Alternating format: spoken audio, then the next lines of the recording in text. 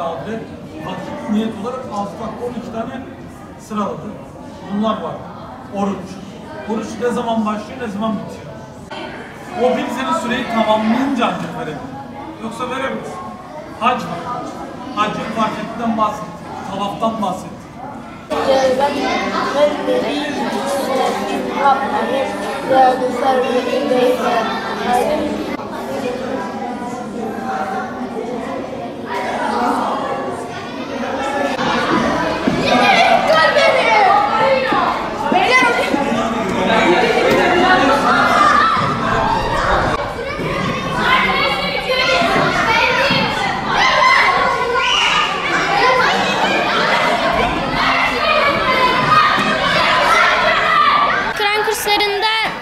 Surelerimizi veriyoruz, Kur'an'ımızı veriyoruz. Ondan sonra hocamız, yani hocalarımız ilmihal dersleri, işte daha çok farzları falan öğretmeye çalışıyor. Mümkün olduğunca açıklamaya çalışıyor. Bunun dışında etkinliklerimiz var. Etkinliklerimize katılıyoruz. İşte halı sahalara falan gidiyoruz. Ondan sonra çoğu etkinliklerimize var yani. Onun haricinde camiye gelmek de benim için bir gurur. Ben bütün arkadaşlarımı tavsiye ediyorum ve gelmekten de çok memnunum. Her zaman hocalarımız bize iyi davranıp bize oyunlar oynatıyor. Bazen cumartesi günleri ya da cuma günleri bizi gezmeye götürüyorlar. Gelmekten mutluyum.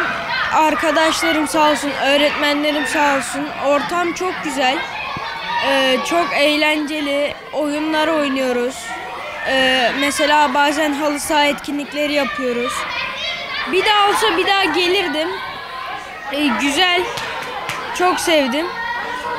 Her gün gelirken çok mutlu oluyorum. Her gün çocuklarımıza ayrı meyve suyu, lokum, kek, dondurma gibi farklı işte ikramlarda bulunuyoruz.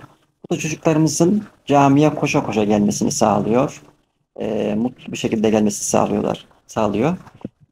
Bu sene çok güzel bir çalışma gerçekleştirdik. Çocuklarımızın camimize gelme anlamında, devamlılığını sağlama anlamında önem arz ettiğini gördük.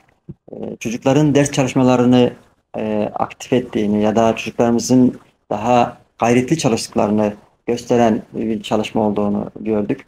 O da şudur: her sınıfımızın birincisine bir bisiklet, her sınıfımızın ikincisine skoter, üçüncüsüne Türkiye forması olacak şekilde.